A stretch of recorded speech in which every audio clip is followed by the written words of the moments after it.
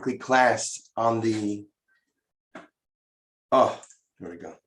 Welcome to our weekly class on the teachings, the holy teachings of the Baal Shemtov. And this week, the Baal Shemtov actually has a teaching on the actual Parsha. And so therefore, I'm going to share that with you. And here we go. It's about the beginning of this week's Parsha.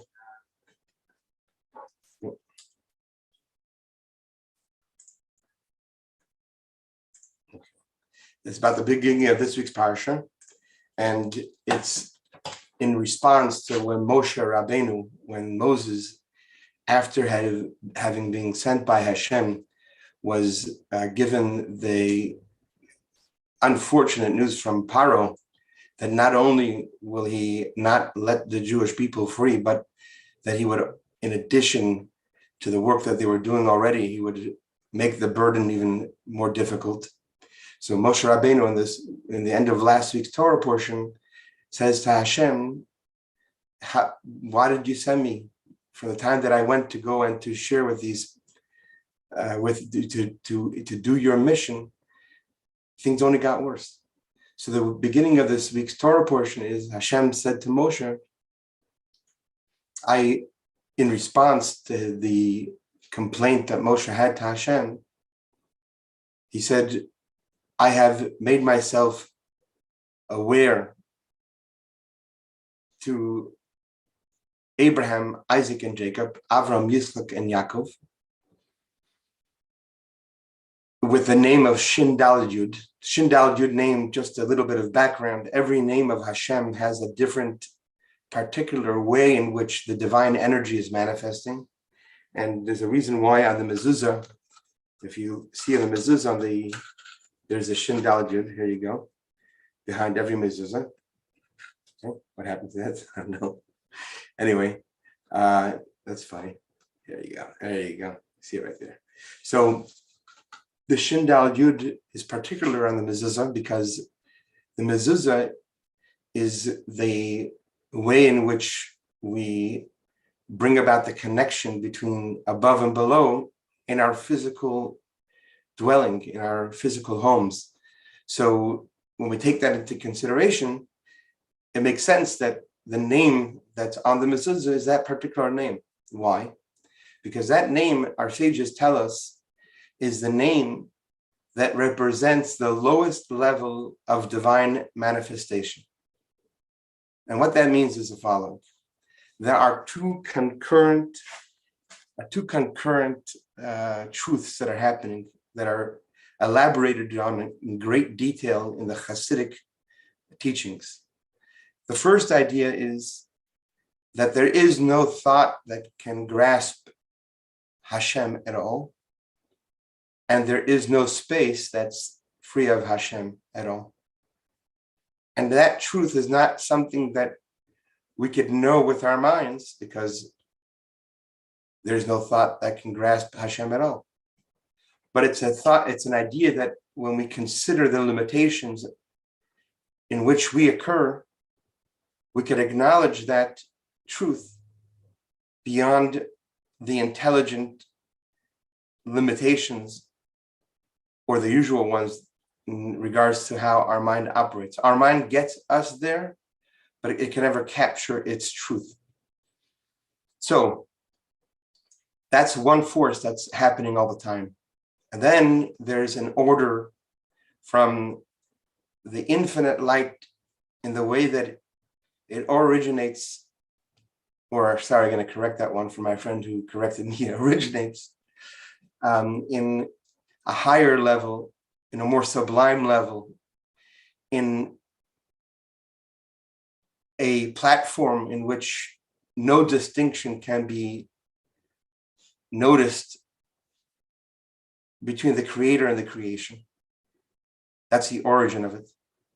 But the way that the divine force manifests and metamorphoses in the conscious level, so to speak, from that idea to one where the way that we exist, that we take our existence in a way where it's not true. We take our existence with the assumptions that are embedded within the nature of our minds just like every animal and every creature is wired a particular way.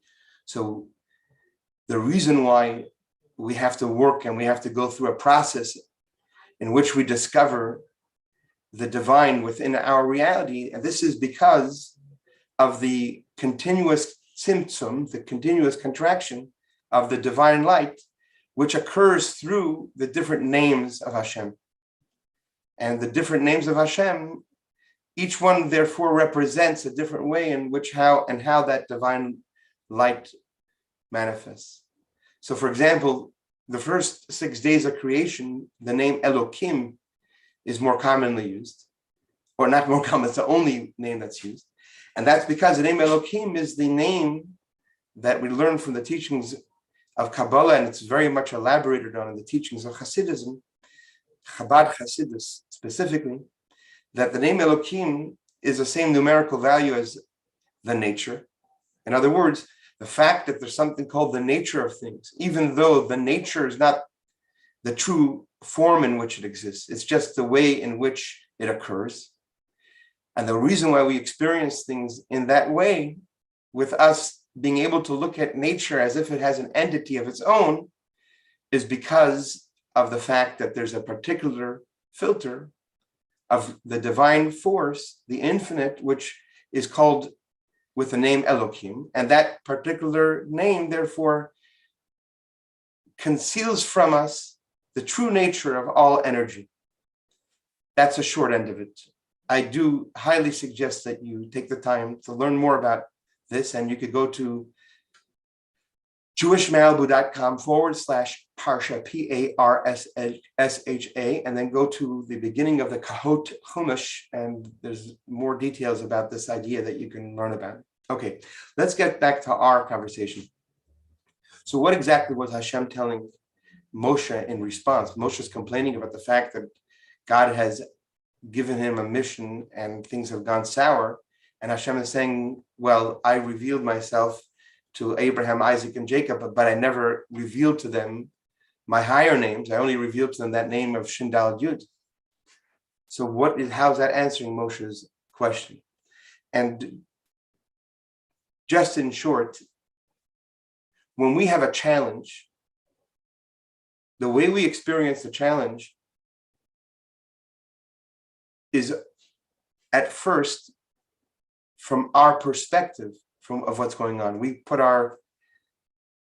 we look at what we think is a cause, we look at what we think is what's the reasonings behind it, whatever is taking place. But if we were to be in touch with the higher names of Hashem, then we wouldn't see things as we see them. We'd see them from the purpose in why they're here, which would immediately get us past the challenge and would immediately take us into the solution. But that's something that is a gift when that's revealed. The way that God created the world is that information is hidden from us. So how do we respond to that? For example, what just happened to Moses and the Jewish people. So Hashem is actually saying to Moses, I never revealed to Abraham either, or Isaac either, or Yaakov either, Avraham, Yitzchak, Yaakov, I never revealed to them that level that you're asking for. They submitted. You take a look at Abraham. God promised him all these great promises, and look what he suffered through, the challenges that he went through. And the same is true with Yitzchak, and the same is true with Yaakov. But yet they were steadfast with their faith and their trust. And I never had to reveal to them the story behind the story. Just think of it this way. That's exactly what it is. It's a story behind the story. So when you know the story behind the story, then you have an easier time dealing with whatever the story is, because you know the story. You get to the root of it. Okay. So let's go straight to the words of the Baal Shemtov. This is from the Kesser Shemtov, and it's the Kuf, the number 100. If it's not translated yet, you'll know what number 100 when it is translated. Okay, here we go. So understand the following. There's a reason why we say in the prayers of the morning, afternoon, and evening, when we bless Hashem, there's a reason why we say the God of Abraham, Isaac, and Jacob. And the reason why is because each one of them manifested a different way in how to serve Hashem, the perfection of which was Jacob. We talked about this in the past. Avraham was the perfection of the attribute on the right side, which is the attribute of chesed, which was demonstrated in his unconditional love to Hashem. Yitzchak was the personification of Gevura, the left side, which was demonstrated in his total awe to Hashem.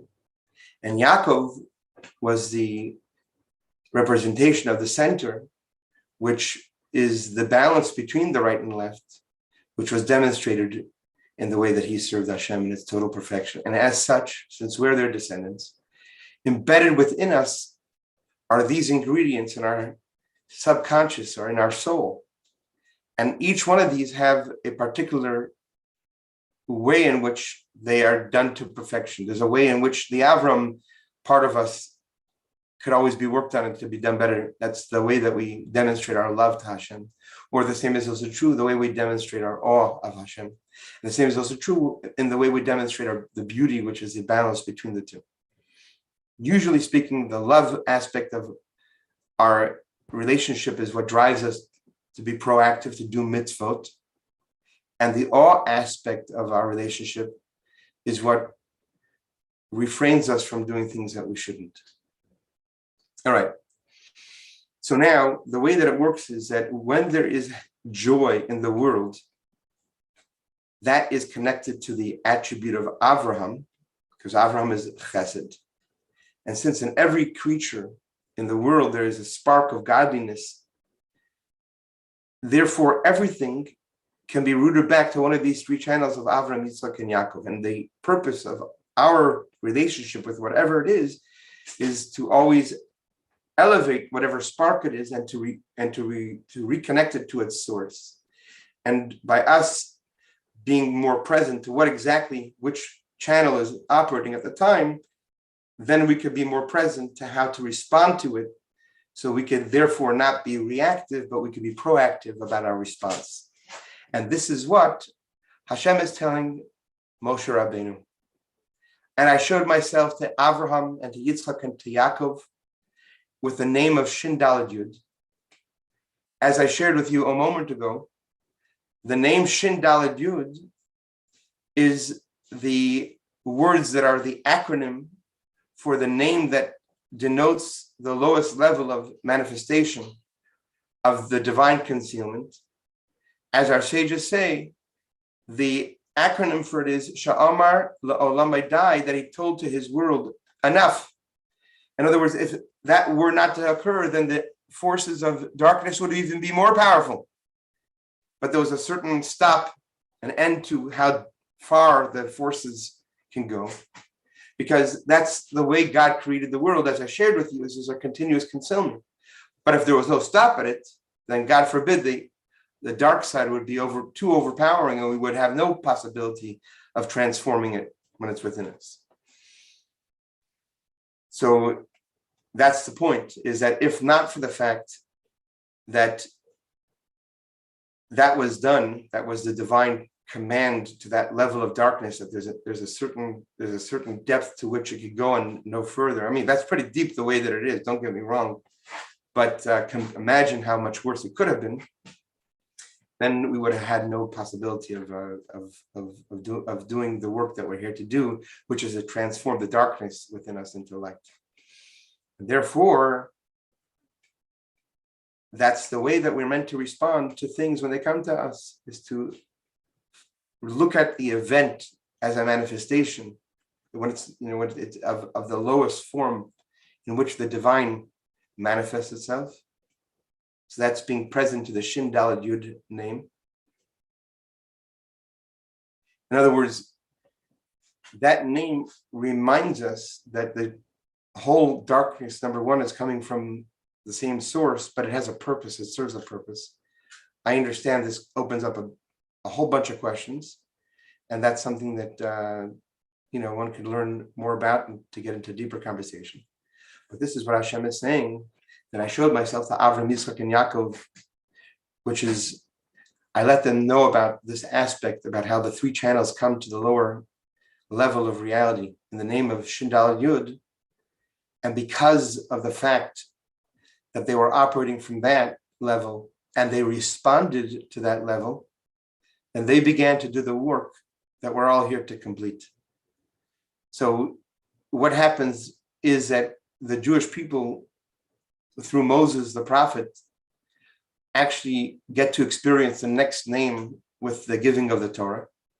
And that was the continuation. That is the continuation of this conversation that Hashem says to Moses. But also lets us know the greatness of the fact that Avram and Yitzchak and Yaakov, when they trusted, they were much more in the blind because of the fact that they were yet to be made aware of some of the internal spiritual science that takes place in the names of God and how they manifest. And that in itself gives us pause to think about the fact that imagine that even though they were unaware of the fact that there's the DP frequency today, meaning in the way that we've been made aware of after the giving of the Torah, obviously, Avram, Yitzchak, and Yaakov, they all had great spiritual experiences that the Torah itself speaks about, but it doesn't talk about the years that they didn't have that, like the many years that Yaakov had no divine inspiration when Joseph was in Egypt. So that was a long time. So the point is that that didn't stop him, even though he was in the dark, so to speak, and he was in tremendous pain. That didn't stop him from acknowledging the fact that everything is here for a purpose, and understanding that even those events in life that that they may not seem that way, but for the fact that they were able to nevertheless, with great trust and with great faith, respond accordingly, then they were able to bring within us the possibility to do the same. And that's what Hashem is telling Moshe, that we have it within us to be able to empower our minds and our beings to be aware of the fact that it's not the way we see it. And Hashem is always intimately involved in everything that's happening in our lives. On that note, I want to wish you all a fantastic end of the week. And God willing, we'll see you next week.